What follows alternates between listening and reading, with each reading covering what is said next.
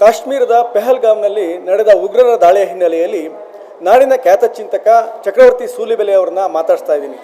ಅವ್ರನ್ನ ಈ ದಾಳಿಯ ಬಗ್ಗೆ ಒಂದಿಷ್ಟು ಪ್ರತಿಕ್ರಿಯೆಗಳನ್ನು ಪಡಿತಾ ಇದ್ದೀನಿ. ಸರ್, ಕಾಶ್ಮೀರದಲ್ಲಿ ಏನು ದಾಳಿ ನಡೀತಿದೆ, ಈ ಉಗ್ರರ ದಾಳಿಯನ್ನು ಇನ್ನೆಷ್ಟು ದಿನ ಭಾರತ ಸಹಿಸ್ಕೊಳ್ಬೇಕು ಸರ್? ಅಫ್ಕೋರ್ಸ್ ಸಹಿಸ್ಕೋಬಾರ್ದು. ಇನ್ನೆಷ್ಟು ದಿನ ಅನ್ನೋದಕ್ಕೆ ಈಗಲೂ ಸಹಿಸ್ಕೋಬಾರ್ದು. ಇನ್ನು ಮುಂದೆ ಸಹಿಸ್ಕೋತೀವಿ ಅಂತಲ್ಲ, ಈ ಹಿಂದೆನೂ ಸಹಿಸ್ಕೋಬಾರ್ದಾಗಿತ್ತು, ಈಗಲೂ ಸಹಿಸ್ಕೊಳ್ಬಾರ್ದು. ಮತ್ತು ನಮ್ಮ ಗುರಿ ಏನಾಗಬೇಕು ಅಂತಂದರೆ, ಯಾವ ಕಾರಣಕ್ಕೂ ಇನ್ನು ಮುಂದೆ ಭಯೋತ್ಪಾದಕ ದಾಳಿ ನಡೆಯೋದಿಲ್ಲ ಅಂತ ಆಗಬೇಕು. ನೀವು ನನ್ನನ್ನು ಕೇಳೋದಾದರೆ, ಈ ದೇಶದ ಒಬ್ಬ ಸಾಮಾನ್ಯ ವ್ಯಕ್ತಿಯ ಜೀವನವು ನನ್ನ ಪಾಲಿಗೆ ಪ್ರಧಾನಮಂತ್ರಿಯ ಜೀವದಷ್ಟೇ ಮುಖ್ಯ.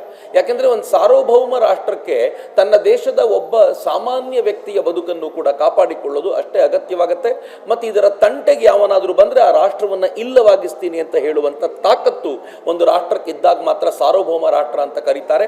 ಮತ್ತು ನಾನು ಭಾರತವನ್ನು ಸಾರ್ವಭೌಮ ರಾಷ್ಟ್ರ ಅಂತ ಎದೆ ತಟ್ಕೊಂಡು ಹೇಳೋದ್ರಿಂದ ನನಗನ್ಸುತ್ತೆ ಭಾರತ ಆ ಥರದೊಂದು ಪ್ರಯತ್ನವನ್ನು ಇವತ್ತು ಮಾಡಲೇಬೇಕು. ಮತ್ತು ಪಾಕಿಸ್ತಾನಕ್ಕೆ ಅದಕ್ಕೆ ಎಲ್ಲಿ ಹರ್ಟ್ ಆಗುತ್ತೋ ಅಲ್ಲೇ ಹೊಡಿಬೇಕಾಗಿದೆ ಅಂತ ಅನ್ಸುತ್ತೆ. ಸರ್, ಉಗ್ರರ ದಾಳಿ ಪ್ರತಿ ಬಾರಿ ನಡೆದಾಗ ಕೂಡ ಭಾರತ ಒಂದು ದಾಳಿಯನ್ನು ಬಿಸಿ ಮುಟ್ಟಿಸೋ ಕೆಲಸ ಮಾಡುತ್ತೆ, ಆನಂತರ ಸುಮ್ಮನೆ ಆಗುತ್ತೆ ಅನ್ನೋದು ಭಾರತೀಯರ ಒಂದು ಆಕ್ರೋಶ ಇದೆ. ಹಾಗಾದರೆ ಶಾಶ್ವತವಾಗಿ ಪಾಕಿಸ್ತಾನಕ್ಕೆ ಒಂದು ಬಿಸಿ ಮುಟ್ಟಿಸುವಂಥ ಕೆಲಸವನ್ನು ಯಾವಾಗ ಮಾಡುತ್ತೆ? ನನಗೆ ಈ ಪ್ರಶ್ನೆಯ ಇನ್ನೊಂದು ಮಗ್ಗುಲನ್ನು ನೋಡಬೇಕು. ಭಾರತ ಪಾಕಿಸ್ತಾನಕ್ಕೆ ಬಿಸಿ ಮುಟ್ಟಿಸಿದೆ ಅಂತ ಹೇಳುವಾಗ ಯಾವಾಗ? ಮನಮೋಹನ್ ಸಿಂಗ್ ಇದ್ದಾಗ ಮುಂಬೈನಲ್ಲಿ ದಾಳಿಯಾಗಿತ್ತು, ಅಂದಾದೊಂದು ಫೈರಿಂಗ್ ಆಗಿ 160 ಜನ ತೀರ್ಕೊಂಡಿದ್ರು. ಮನಮೋಹನ್ ಸಿಂಗ್ರು ಅಮೆರಿಕಕ್ಕೆ ಹೋಗಿ ದಯಮಾಡಿ ಹೆಲ್ಪ್ ಮಾಡಿ, ಪಾಕಿಸ್ತಾನ ಏನು ಮಾಡ್ತಿದೆ ಅಂತ ಗೋಗರಿತಿದ್ರು.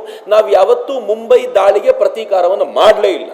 ಭಾರತ ಚುರುಕು ಮುಟ್ಟಿಸುವಂಥ ಮೊದಲನೇ ಕೆಲಸ ಮಾಡಿದ್ದು ಉರಿಯಲ್ಲಿ ಸ್ಟ್ರೈಕ್ ಆದಾಗ ನಾವು ಸರ್ಜಿಕಲ್ ಸ್ಟ್ರೈಕ್ ಮೂಲಕ ರಿಪ್ಲೈ ಮಾಡಿದ್ದು ಮೊದಲನೇ ಚುರುಕು ಮುಟ್ಟಿಸುವಂಥ ಪ್ರಯತ್ನ. ಪಾಕಿಸ್ತಾನದ ಎದೆ ಮೇಲೆ ಒದ್ದಿದ್ದು ಮೊದಲನೇ ಪ್ರಯತ್ನ ಅದು.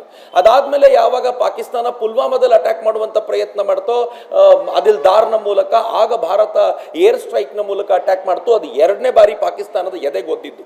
ನೆನ್ಪಿಟ್ಕೊಳ್ಳಿ, ಪ್ರತಿ ಬಾರಿಯೂ ಕೂಡ ಭಾರತದ ಪ್ರತಿಕ್ರಿಯೆ ಒಂದಕ್ಕಿಂತ ಒಂದು ದೊಡ್ಡದಾಯಿತು. ಮೊದಲನೇ ಬಾರಿ ಭೂಮಿಯ ಮೂಲಕ ಮಾಡಿದ್ವಿ, ಎರಡನೇ ಬಾರಿ ಏರ್ ಸ್ಟ್ರೈಕ್ ಮೂಲಕ ಮಾಡಿದ್ವಿ. ಅದಾದ ನಂತರ ಮೂರನೇ ದೊಡ್ಡ ಪ್ರಯತ್ನ ಪಾಕಿಸ್ತಾನ ಮಾಡ್ತಿರೋದು ಈಗಲೇ.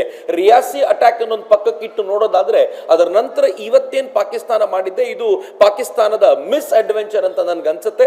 ಇದಕ್ಕೆ ಈ ಹಿಂದೆ ನಾವು ಏನ್ ಮಾಡಿದ್ವು ಅದಕ್ಕಿಂತ ಭಯಾನಕವಾಗಿರುವಂತ ಪ್ರತಿಕ್ರಿಯೆ ಬೇಕು. ಈ ಹಿಂದೆ Bharat air strike surgical strike ಅಲ್ಲದೆ ಹುಡುಕಿ ಪಾಕಿಸ್ತಾನದಲ್ಲಿರುವ ಉಗ್ರರನ್ನ ಕೊಲ್ಲುವಂತ ಪ್ರಯತ್ನ ಮಾಡಿತ್ತು. ಹೀಗಾಗಿಯೇ ನಮ್ಗೆ ಇವತ್ತು ಅನ್ನಿಸ್ತಾ ಇದೆ, ಬರೀ ಉಗ್ರರನ್ನ ಕೊಂದ್ರೆ ಸಾಕಾಗಲ್ಲ ಅಂತ. ಒಂದು ಕಾಲ ಇತ್ತು, ನಮಗೆ ಒಬ್ಬ ಉಗ್ರನನ್ನ ಭಾರತದಲ್ಲಿ ಕೊಂದ್ರೆ ಸಂಭ್ರಮಿಸ್ತಾ ಇದ್ವಿ. ಆನಂತರ ನಾವು ಸರ್ಜಿಕಲ್ ಸ್ಟ್ರೈಕ್ ಅನ್ನು ಸಂಭ್ರಮಿಸಿದ್ವಿ. ಈಗ ಪಾಕಿಸ್ತಾನದಲ್ಲಿರುವ ಎಲ್ಲ ಉಗ್ರರನ್ನ ಒಂದು ಹಂತದಲ್ಲಿ ಮುಗಿಸ್ತಾ ಬಂದಾಗ್ಲೂ ನಮಗೆ ಸಮಾಧಾನ ಇಲ್ಲ. ಯಾಕೆ ಅಂತಂದ್ರೆ, ಪಾಕಿಸ್ತಾನಕ್ಕೆ ಸರಿಯಾದ ಉತ್ತರ ಕೊಡಬೇಕು ಅಂತಂದ್ರೆ ಭಾರತ ಪಾಕಿಸ್ತಾನದ ಆರ್ಮಿಯಾಗೆ ಒದಿಬೇಕಾಗಿರುವಂತ ಟೈಮ್ ಬಂದಿದೆ ಅಂತ ನನ್ಗೆ ಅನ್ಸುತ್ತೆ. ಸೊ ಈ ಬಾರಿಯ ಉತ್ತರ ಹಾಗಿರಬೇಕು ಅಂತ ಅಪೇಕ್ಷೆ. ಸರ್, ಮೋದಿ ಪ್ರಧಾನಿ ಆದಮೇಲೆ ಕಾಶ್ಮೀರ ಹಿಂದೂಗಳ ಪಾಲಾಗುತ್ತೆ ಅನ್ನೋದು ನಂಬಿಕೆ ಇತ್ತು. ಆದರೆ ಈಗ ಕಾಶ್ಮೀರದಲ್ಲಿ ಹಿಂದೂಗಳೇ ಟಾರ್ಗೆಟ್ ಆಗ್ತಾ ಇದೆ. ಕಾಶ್ಮೀರ ಹಿಂದೂಗಳ ಪಾಲಾಗುತ್ತೆ ಅಂತ ನಾವೇನು ಅನ್ಕೊಂಡಿರಲ್ಲ. ಆದರೆ ಕಾಶ್ಮೀರ ಭಾರತದ ಅವಿಭಾಜ್ಯ ಅಂಗವಾಗಿ ನಿಲ್ಲುತ್ತೆ ಅಂತ ನಾವು ಭಾವಿಸಿದ್ವಿ. ಡೆಫಿನೆಟ್ಲಿ ಅದಾಗಿದೆ. 2019 ಆರ್ಟಿಕಲ್ 370 ತೆಗೆದು ಹಾಕಿದ ನಂತರ ಭಾರತ ಇವತ್ತು ಕಾಶ್ಮೀರ ಪರಿಪೂರ್ಣವಾಗಿ ಭಾರತದೊಂದಿಗೆ, ಜಮ್ಮು ಮತ್ತು ಕಾಶ್ಮೀರ ಭಾರತ ಮಾತೆಯ ಸಿಂಧೂರ ಅಂತ ನಾವೇನು ಹೇಳ್ತಿದ್ವು ಹಾಗಾಗಿದೆ. ಎರಡನೇ ಹಂತಕ್ಕೆ ಅವರು ತುಂಬಾ ದೊಡ್ಡದೊಂದು ಪ್ರಯತ್ನ ಮಾಡಿದ್ರು. ಅಲ್ಲಿ ಹಿಂದೂಗಳನ್ನ ನೆಲೆಸುವಂತೆ ಮಾಡುವ, ಪಂಡಿತರು ಬಂದಲ್ಲಿ ಉಳ್ಕೊಳ್ಳುವಂತೆ ಮಾಡುವಂತ ಒಂದು ಪ್ರಯತ್ನ ಮಾಡಿದ್ರು. ಆದರೆ ಆ ಪ್ರಯತ್ನ ಅಂದುಕೊಂಡಷ್ಟು ಫಲವನ್ನು ಕೊಡದೆ ಹೋಗಿದ್ರಿಂದ ಈ ಎಲ್ಲ ಪರಿಸ್ಥಿತಿಗಳು ನಿರ್ಮಾಣಗೊಂಡಿವೆ. ಆದರೂ ಕೂಡ ನನಗೆ ಈಗಲೂ ವಿಶ್ವಾಸ ಇದೆ, ನಮಸ್ತೆ ಶಾರದೆ ದೇವಿ ಕಾಶ್ಮೀರ ಪುರವಾಸಿನಿ ಅಂತ ನಾವು ಏನು ಹೇಳ್ತೀವೋ, ಆ ಕಾಶ್ಮೀರ ಪುರವಾಸಿನಿಯಾಗಿರುವ ಶಾರದೆಯ ಮಂದಿರ ಈ ಬಾರಿ ಭಾರತಕ್ಕೆ ಮರಳಿ ಬರಲಿಕ್ಕಿದೆ. ಯಾವ POK ಭಾರತಕ್ಕೆ ಬೇಕು ಅಂತ ಕನಸು ಕಾಣ್ತಿದ್ವೋ, ಪಾಕಿಸ್ತಾನದ ಮಿಸ್ ಅಡ್ವೆಂಚರ್ ನಿಂದಾಗಿಯೇ ಆ POK ವಾಪಸ್ ಬರಲಿಕ್ಕಿದೆ ಅಂತ ನನಗನ್ಸುತ್ತೆ. ಸರ್, ಆರ್ಟಿಕಲ್ 370 ರದ್ದಾದ ಬಳಿಕ ಪಾಕಿಸ್ತಾನಕ್ಕೆ ಕಾಶ್ಮೀರಕ್ಕೆ ಭಾರತೀಯರು ನೆಮ್ಮದಿಯಾಗಿ ಪ್ರವಾಸ ಕೈಗೊಳ್ಳಬಹುದು ಅಂತ ಹೇಳಿ ಒಂದು ರೀತಿಯ ಕೇಂದ್ರ ಸರ್ಕಾರ ಭರವಸೆ ಕೊಟ್ಟಿದ್ರು. ಆ ಭರವಸೆ ಈ ದಾಳಿಯಿಂದ ಹುಸಿ ಆಯ್ತಲ್ಲ? ಒಂದು, ಕಳೆದ ಕೆಲವಾರು ವರ್ಷದಿಂದ ವರ್ಷಕ್ಕೆ ಕಾಶ್ಮೀರಕ್ಕೆ ಭೇಟಿ ಕೊಡ್ತಾ ಇರುವಂತ ಭಾರತೀಯರ ಸಂಖ್ಯೆ ಹೆಚ್ಚಾಗ್ತಾನೆ ಇದೆ. ಇತರೆ ಭಾರತೀಯರ ಸಂಖ್ಯೆ ಹೆಚ್ಚಾಗ್ತಾನೆ ಇದೆ.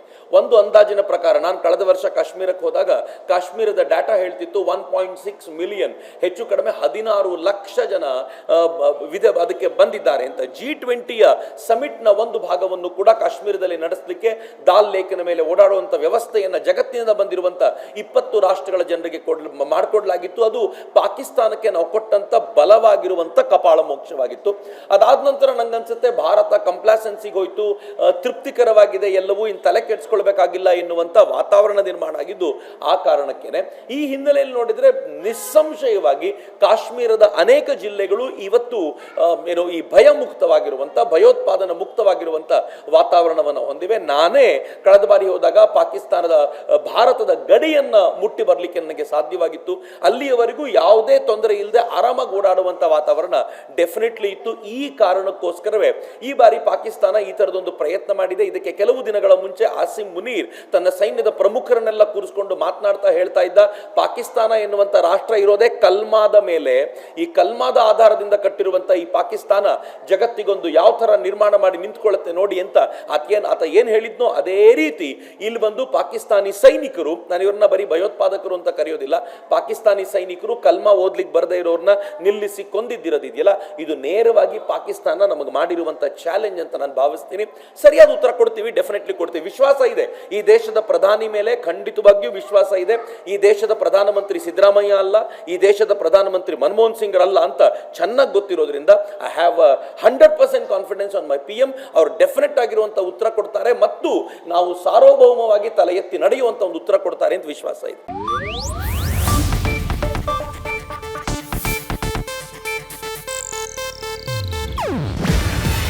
ಇದು ಏಷ್ಯಾನೆಟ್ ನ್ಯೂಸ್ ನೆಟ್ವರ್ಕ್ ಪ್ರಸ್ತುತಿ. ನೀವು ನೋಡ್ತಿದ್ದೀರಾ ಏಷ್ಯಾನೆಟ್ ಸುವರ್ಣ ನ್ಯೂಸ್.